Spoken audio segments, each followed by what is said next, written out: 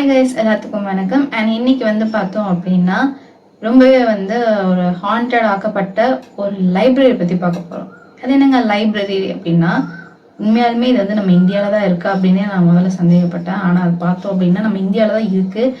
Viewers, நீங்கள் எந்த ஊர்லேருந்து என் வீடியோ பார்க்குறீங்க அப்படிங்கிறத கமெண்ட் பண்ணுங்கள் மறக்காமல்.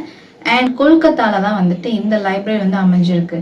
இது முதல்ல பார்த்தீங்க அப்படின்னா ரெசிடென்ஸாக இருந்திருக்குது. பல ஜென்ரல்கள், அதாவது பிரிட்டிஷ் ஆட்சி செஞ்சிருக்கும் போது அவங்க கட்டப்பட்ட கட்டடம் தான் அது. அது பார்த்தீங்க அப்படின்னா நிறைய பேரோட ஜென்ரலாக இருக்கிறவங்களுடைய ரெசிடென்ஸாக அது இருந்திருக்கு.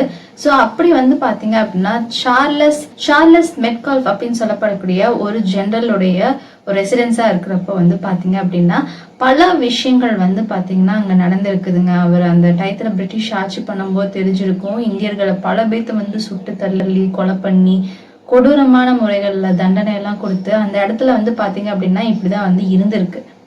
ஆனா அதுக்கு நாளடைவுல பாத்தீங்கன்னா அந்த இடத்துல பாத்தீங்க அப்படின்னா இப்படிதான் இருந்திருக்கு. ஆனா அதுக்கு நாளடைவுல பாத்தீங்கன்னா அந்த சார்லஸ் மெட்கால்ஃப் கூட அவரோட மனைவியான லேடி மெட்கால்ஃப் அப்படின்னு சொல்லக்கூடிய அவங்களுடைய மனைவி இருந்தாங்க. அவங்க பாத்தீங்க அப்படின்னா ஒரு நார்மலான ஒரு பொண்ணு மாதிரி கிடையாது. அவங்க பயங்கரமா அவங்க உயிரோட இருக்கும் போதே என்ன பண்றாங்க அப்படின்னா பயங்கரமா அவங்க ரொம்ப கிளீனா இருக்கணும். அவங்களுக்கு அதை எந்த இடத்துல வச்சிருக்காங்களோ அந்த இடத்துல அது இருக்கணும். அப்படி இல்லை அப்படின்னா அவங்க பயங்கரமா கோவப்படுவாங்க அப்படின்னு சொல்லிட்டு சொல்லப்பட்டது. ஸோ அப்படி பாத்தீங்கன்னா அவங்க கோவப்பட்டிருக்காங்க. அவங்க ஒரு கட்டத்துல இறந்தும் போயிருக்காங்க. ஆனா அதுக்கான காரணம் பல பேத்துக்கு தெரியல. ஏன்னா அது ஒரு ரொம்ப மர்மமான ஒரு மரணமா அவங்களுக்கு அமைஞ்சிருக்கு. எப்படி இறந்தாங்க அப்படின்னே தெரியல. அதுக்கப்புறம் பாத்தீங்க அப்படின்னா அந்த ரெசிடென்ஸை ஒரு ப்ராப்பரான ஒரு லைப்ரரியா மாத்தணும் அப்படின்னு சொல்லிட்டு மாத்திருக்காங்க. இந்த ஹாண்டடான விஷயம் நடந்திருக்கு. அப்படி என்ன நடந்திருக்கு அப்படின்னு சொல்லிட்டு பாத்தீங்க அப்படின்னா பல பேர் பாத்தீங்க அப்படின்னா அந்த டயத்துல எல்லாம் இப்போ ஒரு சில டயத்துக்கு அப்புறம் எல்லா லைப்ரரியும் க்ளோஸ் பண்ணிடுறாங்க. ஆனா அந்த ஓல்டன் பீரியட்ல எல்லாம் நம்ம இந்தியால பிரிட்டிஷ் ஆட்சி பண்ணிட்டு இருக்கும்போது நிறைய ரெஃபரன்ஸ் தேவை அப்படிங்கிறதுக்காகவே லைப்ரரியில இரவும் பகலுமா பாத்தீங்க அப்படின்னா நிறைய புக்ஸ் வாசிக்கிறது இதெல்லாம் ஒரு பிராக்டிஸா இருந்திருக்கு. அந்த டைத்துல பாத்தீங்க அப்படின்னா அங்க இப்பதான் அந்த ஹாண்டடான விஷயமே நடக்குது. என்ன அப்படின்னா அந்த லைப்ரரியில யாரோ ஒருத்தங்க கண்ணுக்கு தெரியாத ஒரு நபர் இருக்கிற மாதிரி அவங்க பாத்தீங்கன்னா நடந்து போற சத்தம், அவங்களோட ஃபுட் ஸ்டெப் ரொம்ப கிளியரா கேட்கும் அப்படின்னு சொல்லிட்டு சொல்லியிருக்காங்க. அது மட்டும் இல்லாம அந்த இடம் கிளீனா இல்ல, ரொம்ப அழுக்கடைஞ்சு இருந்துச்சு. ஒருத்தங்க புக் எடுத்து படிச்சுட்டு அந்த இடத்துல அவங்க ப்ராப்பரா வைக்கல அப்படின்னா அவங்க பாத்தீங்கன்னா ரொம்ப நிறைய அமானுஷ்யமான விஷயங்களை ஃபீல் பண்றதா சொல்லியிருக்காங்க. அங்க போய் படிக்கக்கூடிய ஒவ்வொரு வாசகர்களும் இதை ஃபீல் பண்ணியிருக்காங்க அப்படின்னு சொல்றாங்க. அது மட்டும் இல்லாம இந்த வாசகர்கள்ல என்ன சொல்லியிருக்காங்க அப்படின்னா, நாங்க ஒரு உருவத்தை பாக்குறோம். அந்த ஒரு உருவம் எப்பவுமே எங்களை ப்ராப்பரா நாங்க அந்த இடத்துல வைக்கல, அந்த இடத்த நாங்க கிளீன் பண்ணல லைப்ரரியில அப்படின்னா அந்த இடத்துல நாங்க ப்ராப்பரான புக்ஸ் கொண்டு போய் வைக்கலையோ இல்ல அந்த எடுத்த பொருளை எடுத்த இடத்துல வைக்கல அப்படின்னா எங்களை ரொம்பவே பயப்படுத்துது அப்படின்னு சொல்றாங்க. ஸோ இது கண்டிப்பா லேடி மெட்கால்ஃபோடைய ஆவியாத்தான் இருக்கிறதுக்கு நிறைய வாய்ப்புகள் இருக்கு. அவங்களுக்கு தான் இந்த மாதிரி கிளீனா வச்சுக்கிற பழக்கம் இருந்தது.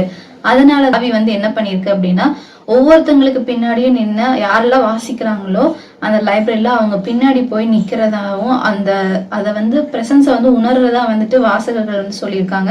அது மட்டும் இல்லாம மூச்சு காத்து கழுத்துல பட்டா எப்படி இருக்குமோ அந்த ஒரு ஃபீல் எங்களுக்கு ஏற்படுது அப்படின்னு சொல்லிட்டு சொல்லியிருக்காங்க.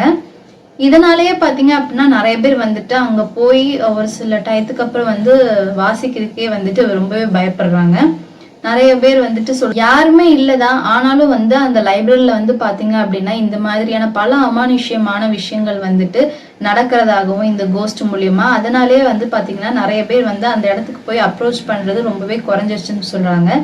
இந்த லைப்ரரி பாத்தீங்க அப்படின்னா பல கட்டத்துல பல பேர் ஜெனரல்ஸ் அங்க தங்கி இருந்திருக்காங்க. இப்ப எப்படி நம்ம குடியரசுத் தலைவருக்குன்னு சொல்லிட்டு ஒரு பிளேஸ் அலோகேட் பண்ணி கொடுக்குறாங்க இல்லையா, இந்த இடத்துல தான் அவங்க தங்கணும் அப்படின்னு சொல்லிட்டு அந்த மாதிரி தான் இந்த கட்டடம் இருந்திருக்கு முந்தைய காலத்துல. அது மட்டும் இல்லாம இது பல ஏக்கர் பரப்புடைய ஒரு லைப்ரரியில முதல்ல ரெசிடென்ஸா இருந்திருக்கு. அதுக்கப்புறம் லைப்ரரியா மாத்தப்பட்டிருக்கு. பட் அந்த ரெசிடென்ஸ் வந்து பாத்தீங்க அப்படின்னா பல ஏக்கர் கணக்குல பல கிரவுண்டா இருந்திருக்குது. அது மட்டும் இல்லாம ஒரு குளம், இது எல்லாத்துலயுமே பாத்தீங்க அப்படின்னா பல இயற்கையான முறையில இறக்காம ரொம்ப ஒரு மர்மமான முறையிலேயே வந்து பல மரணங்கள் நடந்திருக்கு. அது மட்டும் இல்லாம அந்த கிரவுண்டு சொன்னேன் இல்லையா, அந்த கிரவுண்ட்ல வந்து அப்படின்னா பல பேர்த்த வந்துட்டு சுட்டு கொண்டிருக்காங்க.